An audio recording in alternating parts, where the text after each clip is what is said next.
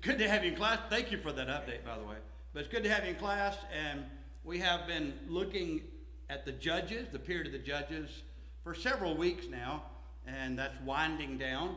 The last few chapters we studied first because even though they are at the end of the book, they actually reflect, chronologically anyway, events that took place early in the period of the Judges.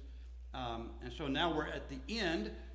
We're looking at the life of Samson, one of the more colorful human beings ever to live, much less judge. He was quite the character. And the more you read about him and study about him, the more you realize he was quite the character.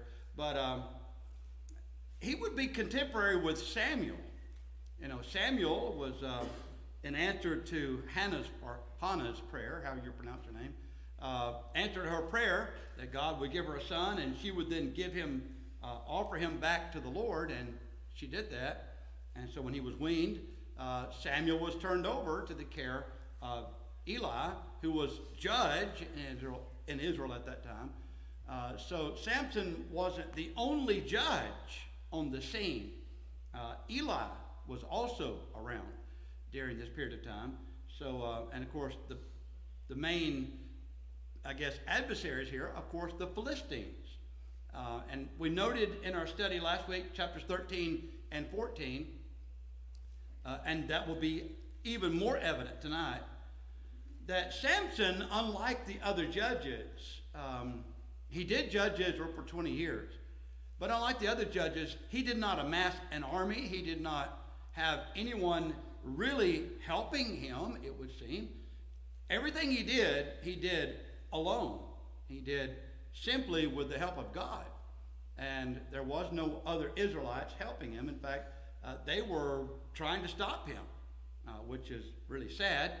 Again, I'm going to try my best to keep a muzzle on my mouth tonight because it's just, I don't know about you, but when I read these events, and this is an amazing thing too, but when you read events that took place centuries ago in a different part of the world, in a different culture, speaking a different language, yet the things that are transpiring are just as current as if you're watching the news today. It's really amazing. So in my mind, it's hard for me not to relate it to what's happening. So if I relate what we're seeing in the book of Judges to what is going on in the world today, I hope you're not offended, because I'm not trying to be offensive.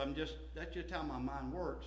And so that's what we're going to try to do. We're going to begin in chapter 15 tonight. You remember in chapter 14, he had gone to among the Philistines and found a good-looking girl, and that's literally what he thought about her. In fact, when he wanted to first date her, he told his father to get her because she looked good, and then he spoke to her, and he really liked her after he spoke to her, but he had already decided to marry her before he even spoke to her. So he was kind of carried away with her looks.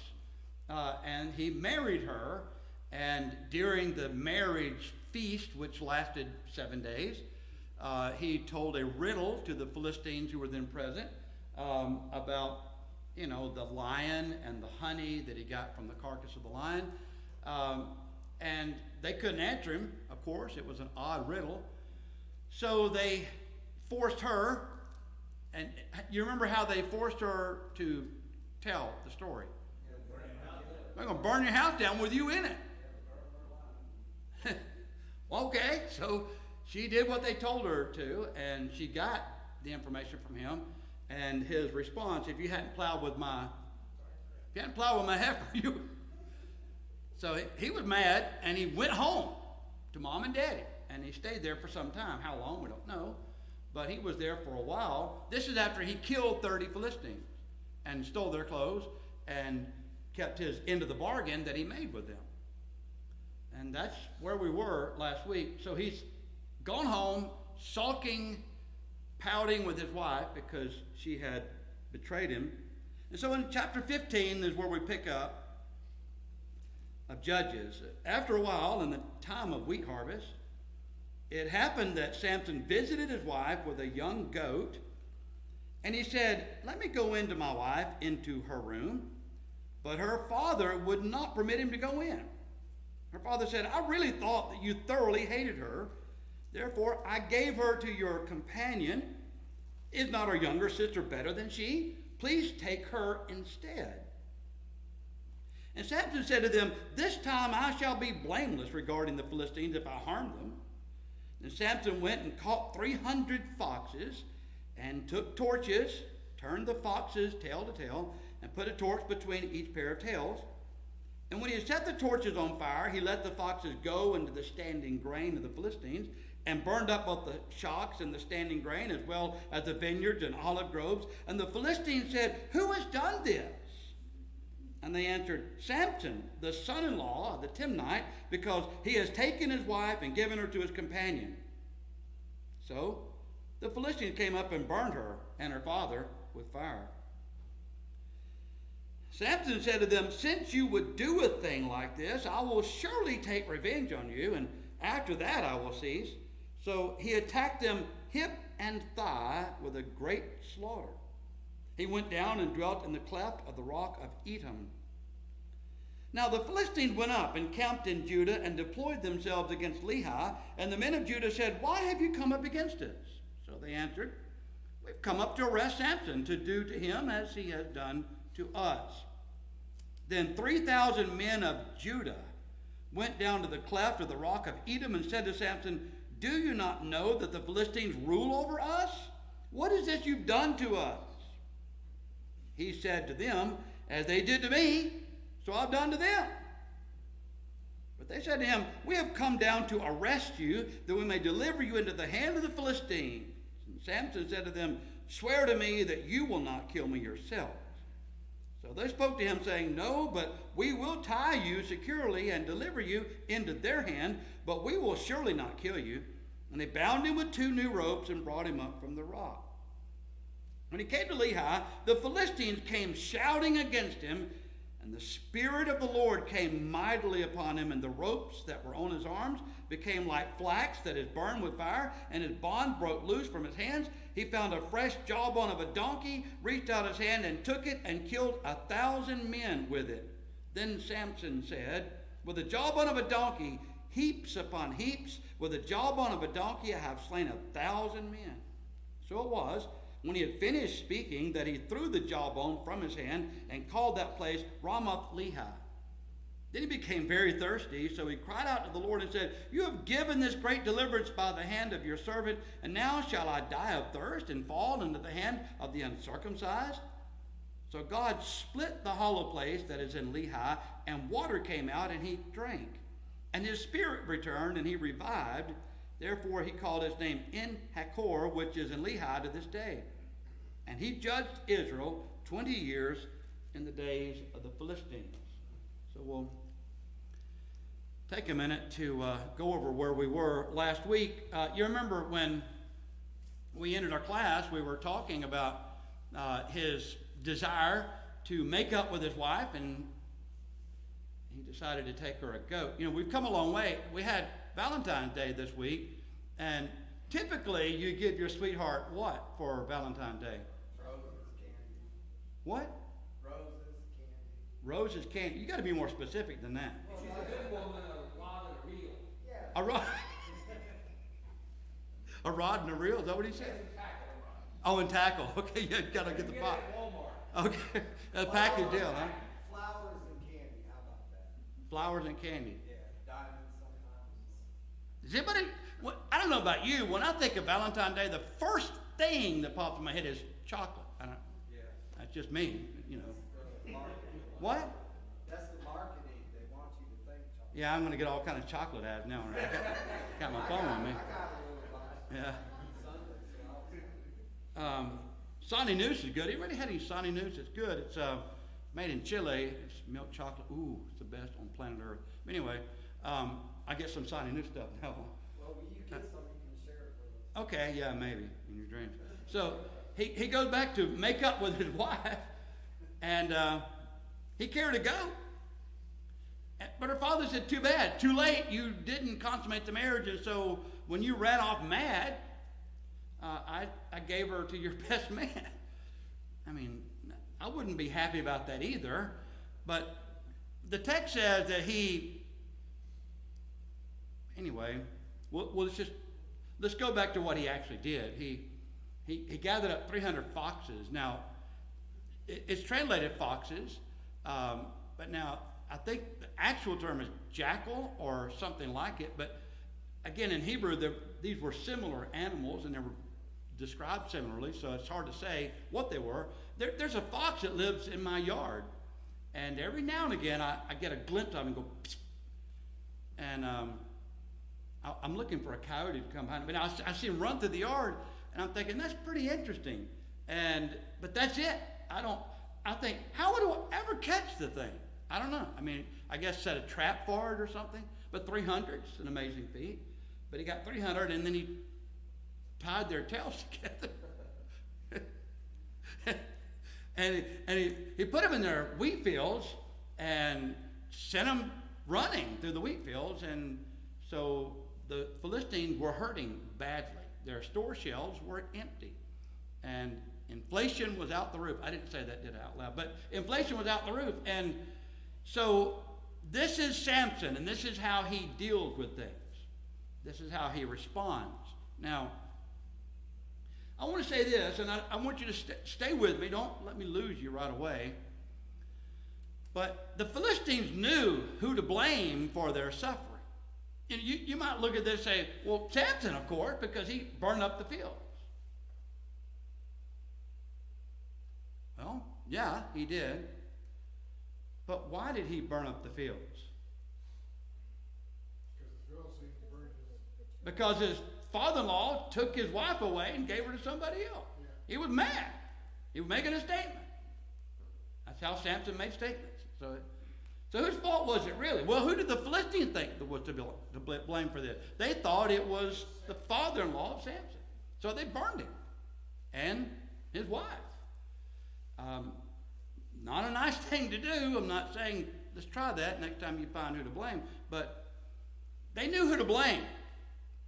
They didn't have a knee-jerk response to say Samson did it. They went back to figure out what's really going on. And we have a tendency as human beings to do something like this, and we deceive ourselves. We tell ourselves, you know, I am where I am in life. I've done the things I've done in life. I'm either successful or not. I'm good or I'm bad. And I am what I am because of my upbringing, because of what my parents did or didn't do. And so we spend a lot of time blaming our environment. We blame our parents. We blame our neighborhood. We blame everybody but ourselves. We don't want to take responsibility for our actions. It's always someone else's fault. And I will share this with you because we're talking about economic damage here. Our president said in a news conference yesterday that when Russia invades Ukraine, if you think gas prices are bad now, they're really going to be bad. So really get mad at the Russians. I'm sorry, they're not the reason we're paying high gas prices. The first hour the man was in office, he signed an executive order stopping the construction of a pipeline here. And then he signed a number of executive orders that limit the number of wells that can be used to get more oil from federally owned lands, et cetera, et cetera. Why? Because environmentalists have said that we're destroying planet Earth. And so he's bought into that agenda, or at least he's placating people with that agenda. And so we went from energy independence to now begging Russia, don't go to war with Ukraine, so we want to pay $4 a gallon for gas. Now, who's really to blame? The Russians we blame the Russians. Well, I don't, but some people in this country blame the Russians for everything. I mean, what they're doing with Ukraine is none of our business. I'm sorry, but I don't understand why we're so worked up over it. I mean, it's part of Russia, maybe, or not. I mean, I would think if we're having a dispute with Canada or Mexico, the Russian wouldn't come over here and tell us you can't do that. I mean, it's kind of our business. Leave us alone. I mean, I don't know. It's just a crazy world we live in. But that's just my opinion. That's all it is, an opinion. But my point is, politicians are good, aren't they, about shifting blame. It's not my fault. It's somebody else's fault. Maybe. The Philistines knew exactly who to blame. Now, should they have burned them alive? This is a Christian class, okay? I hope that we have an answer for this. I mean,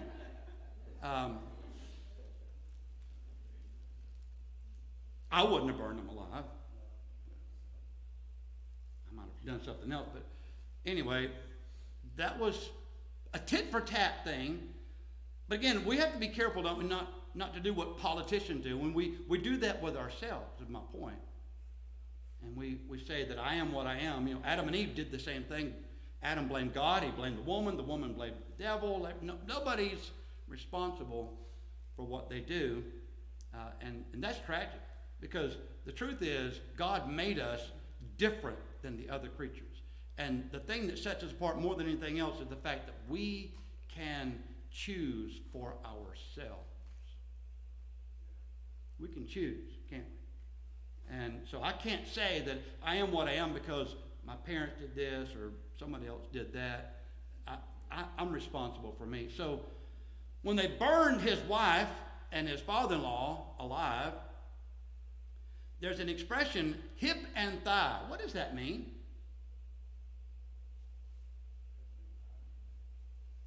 It means he got mad and he killed a lot of Philistines. How many? I don't know. They're not named. They're not numbered.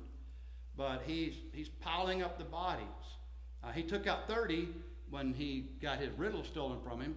And now, because they burned his wife alive, he's killed hip and thigh, whatever that expression means. Maybe he's standing hip and thigh in bodies. No, that's an expression. It means, we might say, he lost it. You know, that's what we said. He lost it. He went off on him. He went crazy. We'd find some other expression, but that's the idea, is that he just went mad and started killing Philistines. Yes, ma'am? It says 1,000. Well, not I yet. don't know if that's literally. We ain't got that far yet. This is after they burned his wife. You see, after he burned his wife and he did all that and killed all those, whatever number that was, he went to Edom, and there he hid in the rock. I don't know what he's doing in the rock. Maybe, you know, I like to get away sometimes, you know, calm down, settle down, not watch the news, you know, not be aware of what's going on. Blissful ignorance, you know, just listen to the birds, you know. I guess if you're on a rock, you watch a snail crawl by or something. Myself in the cleft of the rock. Yeah, it was a cleft. This is Edom. What was the name of that rock where that cleft? It was Edom, yeah. And so that's where he's going to hang out for a period of time until the Philistines amassed a small army, 1,000 men. That's a large group of men. And they had come to arrest him. And so when they came into the borders of Judah with, you know, their weaponry, they're coming to arrest someone, and they know he's a formidable foe. Imagine they've got their spears and their swords and their shields and whatever else. And the men of Judah see them coming, and they want to know what's going on. And they say, well, we're here to arrest him because he's stirred up a little trouble. He burned our crops. And so the men of Judah do something that I don't know about you. This really bothers me. Really bothers me. What had Samson done to the people of Judah? How had he harmed anyone in Judah? Did he have faults? Did Samson have faults? Yeah. Did he have a temper? Yeah. So, I mean, he had some issues, but his own brethren were not an issue with him. In fact, as we mentioned last week, he single-handedly was fighting, and then literally single-handedly taking on their enemy. He was the only one with enough courage to do what needed to be done at that time. And when they came to him, they got 3,000 people of Judah. 3,000. 3 times as many as the Philistines. They came to him and they said, don't you know that they rule over us? You know, you can almost hear Sam saying, duh, that's kind of the point. Where you guys been? I'm out here hip and thigh myself. Can you come help me? I mean, that's kind of what you think is going through his mind. Well, I'm going to have to do this by myself. But they're going to take him out because he's stirring up trouble. You know, someone, I don't know his name, he's from Turkey, I believe. But he's a citizen here now, played for the National Basketball Association until they fired him this week, I believe. Yeah, I can't think of, I know who you're talking. You know why they fired him? Not. Because he made a commercial criticizing the Chinese government. Did you know that? So the NBA, our NBA, fired one of their own because he criticized the Chinese government. If you saw the ad, you'd think, sound like what needed to be said. But you can't say that anymore. You can't speak that. My phone's going to blow up with Chinese stuff now, but you can't say stuff like that anymore because, well, it's not permitted. Why? Because there are too many yens involved. I mean, can you imagine how much the NBA makes? More people in China watch basketball than, did you know that? Oh, yeah. 400 million people are stuck to their TVs in China watching basketball. More people watch basketball than we have in this country, in China.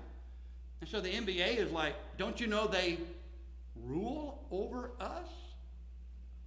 And so you can't criticize them. Isn't that sad? What's his name? Cantor Freedom. Who to what? Robert Cantor Freedom? Is that who you're talking about? Cancer freedom. What? Cantor. Cantor? Is that his name?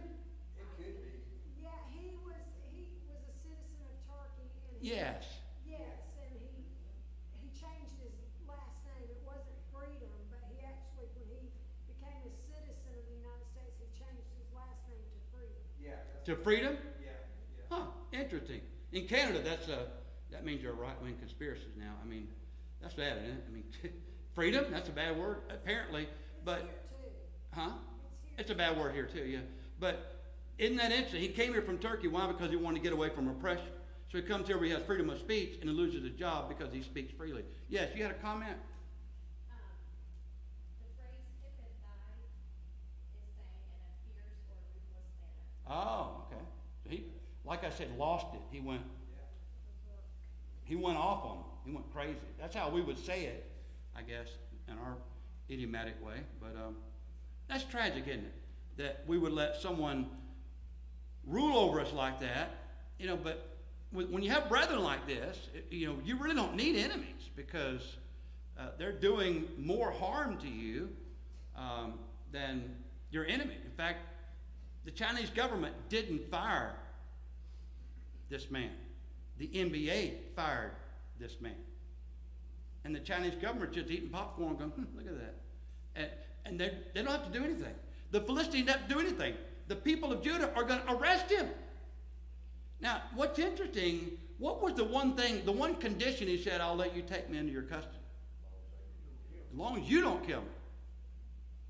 You think he cared about his brethren? It seemed like he did. He judged them for 20 years. That's a significant thing. And he's fighting for them. He's the only one fighting for them. He's out there by himself. Sometimes our brethren are actually our worst enemies. Isn't that sad? Sometimes, I mentioned this to you before, but I think sometimes in our zeal to achieve and maintain doctrinal purity, if we're not careful, we can digress in our thought process and just become mean people, just mean-spirited people. Suspicious of everyone who differs from ourselves. One of the class I was talking about this morning in Ephesians, we were talking about what is a false teacher and what are some of the characteristics of an actual false teacher. What's unfortunate is that in the church today, we use that term far too loosely. We assign people that designation that really are not false teachers. They just don't know any better, or they're misinformed. They certainly need to be taken aside and taught the way of the Lord more perfectly, rather than publicly, harangued or humiliated. Again, driving wedges between brethren. But brethren tend to do that. We tend to turn on each other, and that's not something that's just common to us. In the Psalm, the 41st Psalm, I couldn't help but think of this psalm when I was thinking about how they betrayed their own champion. The psalm writer had predicted what Judas Iscariot would do with Jesus. Even my own familiar friend in whom I had trusted, who ate my bread, has lifted up his heel against me. What a tragic commentary. But Judas was part of that gang, that select group of apostles that was there to see the miracles, to hear the outstanding preaching like no one had ever heard before or since. I mean, he was party to all that. And he's actually dipping the sop with Jesus the night he actually betrayed him. And so this very psalm was fulfilled when Jesus was betrayed. There's nothing worse than church squabbles. And unfortunately, in my time, I've seen more of those than I care to see. I don't know of anything that's more unsettling, more heartbreaking than to see brothers turn against brothers and churches fighting and squabbling among themselves. That's just one of the saddest things. And here we have 3,000 in Judah, and they've come and they bind him. They put these ropes on him. And apparently he's going to go with the Philistines. I mean, not putting up much of a fight, just promise don't kill me. Well, what changed? What happened? He's bound. There's 3,000 men of Judah and there's 1,000 Philistines. What happened? Well, they saw him. When they saw him bound, what did they do? What did the Philistines do? They're shouting for joy. Hey! I don't know what they were saying. I don't speak Philistine, but I mean, it was probably something really nasty and ugly, and what they're going to do to him. And, he thought he was somebody, whatever. I don't know what they were saying to him, but he heard it and he didn't like it. And the Spirit of the Lord came upon him, and he picks up a jawbone. Now, I can only imagine that those men were armed. They came to arrest him. Surely they had a sword or a spear or something. Jawbone. And he took out 1,000. Now, it's interesting because when you think about those ropes that he broke, they were like burnt flat. I mean, they just came apart like there was no effort to it. And so he had great strength. And we know now, without any doubt, where his strength came from. How was it be possible for someone to go against 1,000 armed men who come to arrest you, just one man, with a donkey's jawbone? And you're going to kill 1,000? In fact, he said he heaped them on top of heaps. I mean, he's piling them high. That's literally what he's doing. He's gone mad. He's just killing people right and left. And their bodies are piling up. How did he do that? Where did he gain the strength to do that? The Spirit of the Lord came upon him mightily and gave him the ability to just take them out. And that's what he did. So later he's going to be asked what was the source of his strength. And he would tell them. Now, it's interesting because when he finishes killing all these people, he's tired.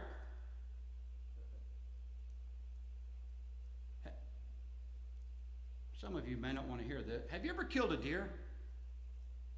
Anybody in the classroom ever killed a deer? You've killed a deer? Do I? With a car. Killed it with a car, right? Well, if you shoot a deer and kill it, or with a bow or whatever, you need to harvest that animal, right? Have you ever tried to pick up a 130-pound deer, or 110-pound deer, or 90-pound deer? I mean, dead weight means something. It's heavy, hard to move. So you're going to load it up on whatever, or you're going to drag it to wherever. That's a lot of work. One deer. And then you have to field dress it, and then you're going to skin it, and then you're going to quarter it, or whatever you're going to do with it. I mean, I process my own deer when I haven't killed a deer in many years, but when I kill a deer, I just do it myself. I don't take it to someone to clean it for me. I do it myself. That's kind of an ordeal. But it's tiresome. It's a lot of work. Just one animal. Can you imagine killing 1,000 men? I mean, I hate to think about it, but it's physically exhausting. You don't just kill people that easily with a jawbone donkeys jawbone. I mean, that's, wow. So he's thirsty. And he prayed to God and in a roundabout way thanked God for the victory, but then complained to God, you're going to let me now die of thirst after I did all of this? And so God split the rock open, and water came out, and he drank, and he was revived. It's fascinating. The Lord refreshes us whenever we're weary in his service. Have you ever been weary in the service of God? Oh, Yeah. I saw you in class this morning. You stayed awake. And you did good. You weren't doing much, but you were doing it. But you stayed awake. I didn't fall asleep. Did you get a donut, by the way? No, I turned it down. Oh, okay. I'm trying to watch my sugar. Well, I didn't eat one either. I regretted it all day. But Really off me too, the last two, and then Yeah. my favorite lemon and blueberry, and I turned them down. they were good ones. I bet they were. And let us not grow weary in well-doing. For in due season we shall reap if we faint not. I mean, I've got to be honest with you. When I think about being wearied, it's not so much I'm physically exhausted. I have been physically tired working in the kingdom of God. I know a lot of us have been physically exhausted for various and sundry reasons at different times, doing different things. But typically when I think about being tired, I think about spiritual fatigue, emotional drain. I think about the toll that it puts on my heart, you know, when I can't sleep at night because I lay awake thinking, why didn't I call her? Why didn't I go see that person? Why didn't I take advantage of that? I mean, all the stuff I could have done, I should have done. I'm like, you know, shut up and go to sleep. You know, you ever told yourself to shut up at night? I tell myself that every night. Be quiet. So I turn on the news. Sorry. But it's better than counting sheep. And then I wind up disturbed in class like this. So I need to find something else to occupy my mind when I'm trying to sleep. But that's what happens to us. We get tired and we get weary. And there have been a lot of times in my preaching career when I just thought, you know, I don't think I can do this anymore. I don't want to do this anymore. I'm tired. I want to give up. It's amazing, though, how the Lord is able, in the most unexpected ways sometimes, to just refresh our soul, revive our spirit. You know, it may be that, you know, like Samson, he physically was worn out and physically needed something to drink, but sometimes we just need spiritual nourishment. And, you know, the Lord promised the woman at the well, you know, there'd be springing up in you, this well of water. You don't even have to come here and draw again. I'll give you living water. It's an amazing thing.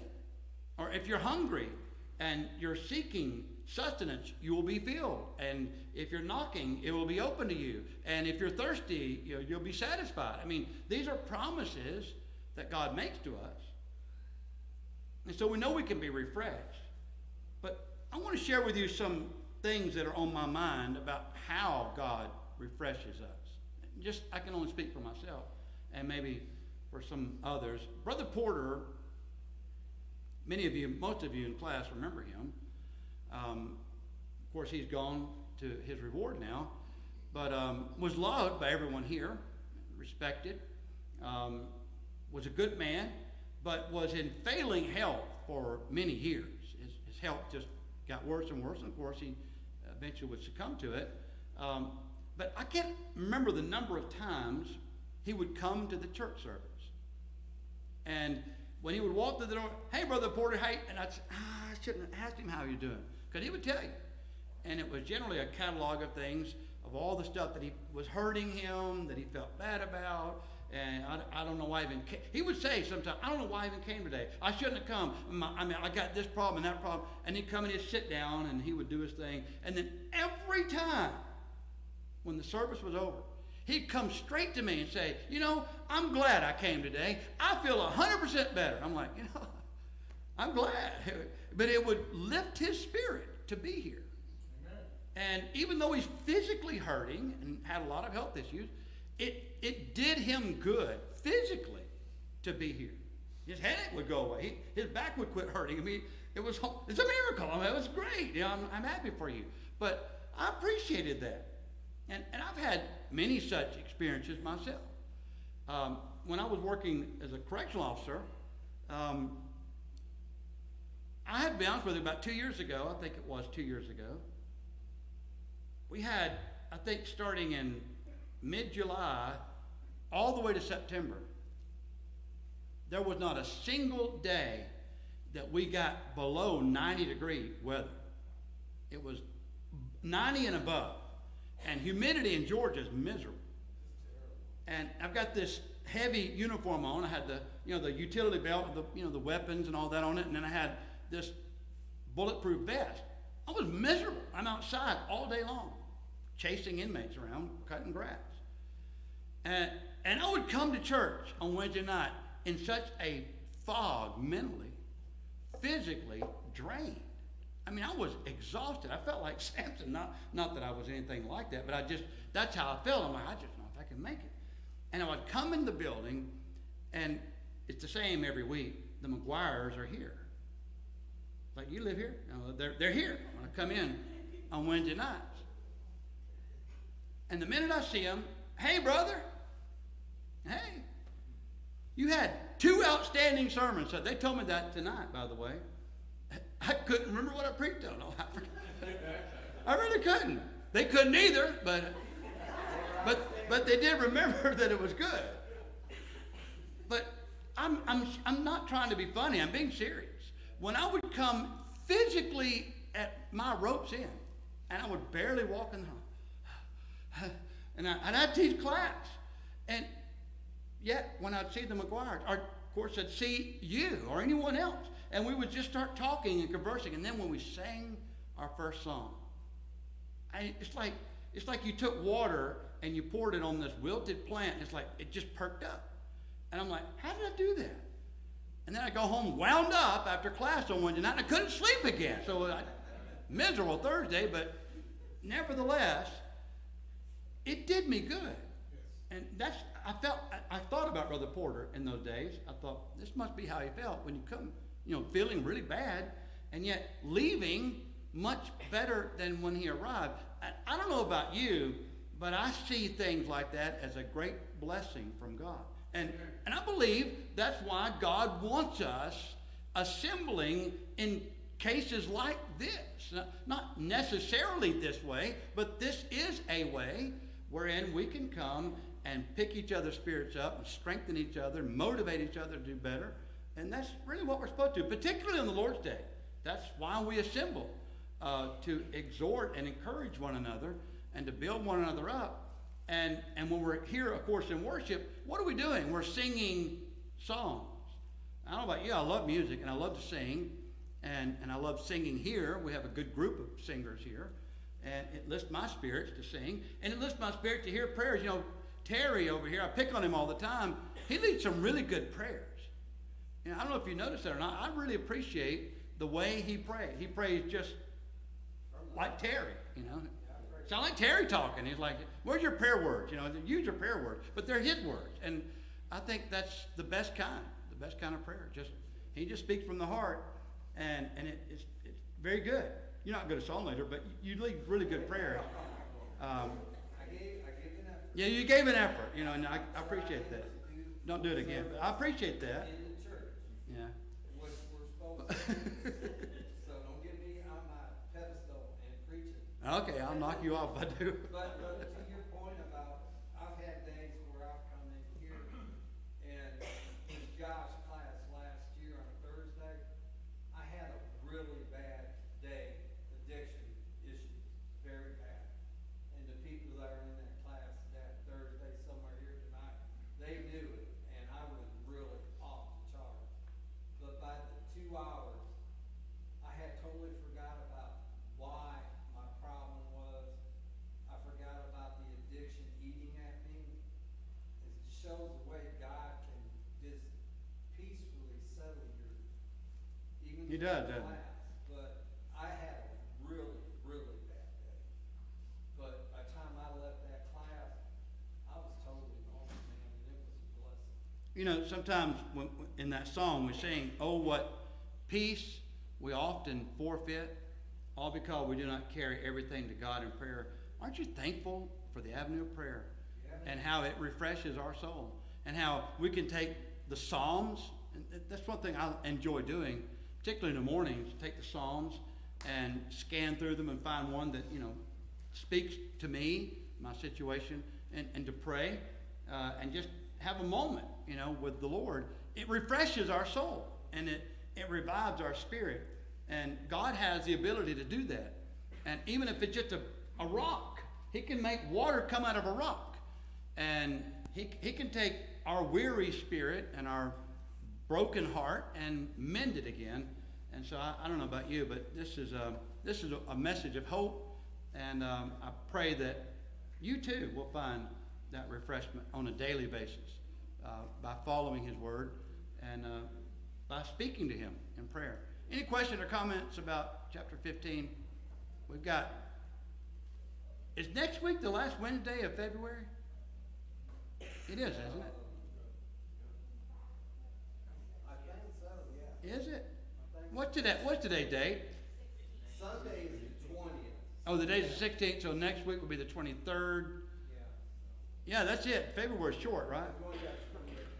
We have 2 full moons this month. We got one last night, we have one tonight too. I saw it this morning. It's beautiful, wasn't it? It was dark and I looked and I thought it was a spotlight. So we get the month over in a hurry, just 2 moons at one time and keep going. Yeah. Next Wednesday is the last Wednesday of the month. Okay, well, we'll finish Samson next week. Question. Next quarter, what would you like to study? I'm going to give you a choice. First, 2 Chronicles or Luke, the Gospel of. Luke? See, I can smoke them out every time. I like the Old Testament. I don't know about you, but I do too. I'm in Exodus again right now. are you?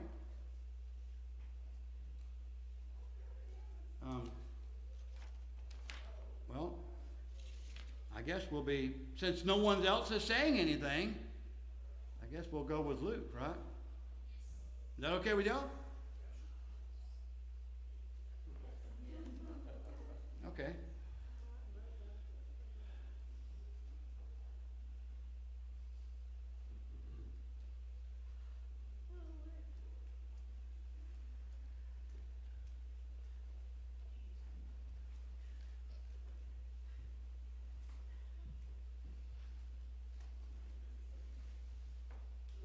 What's your song? 849, please, in your song books.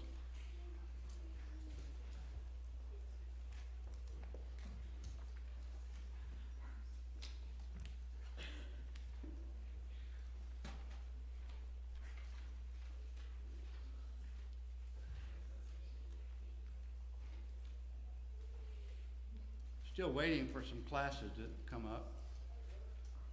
Robert lost his horn, so I'm not sure they heard him. No, you was done on time too. Oh, was I done on time? Huh? Okay.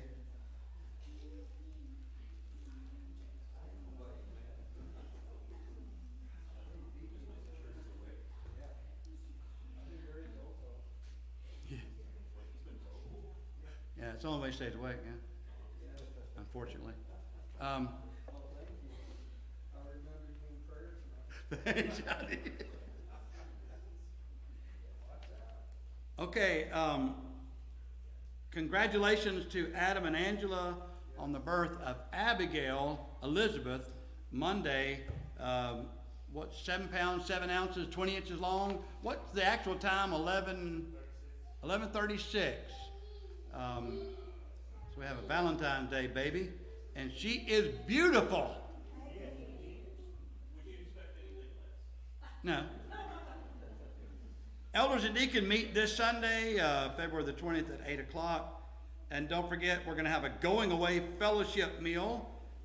It'll be the bread of affliction and water only on February the 20th in honor of Jada Ware, who will be rejecting us and going to Jacksonville, Alabama for a new job.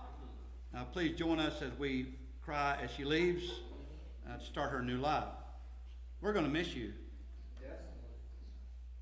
Don't forget the area-wide widowhood fellowship will be Tuesday the 22nd, 11:30. There'll be discussion on love and loss.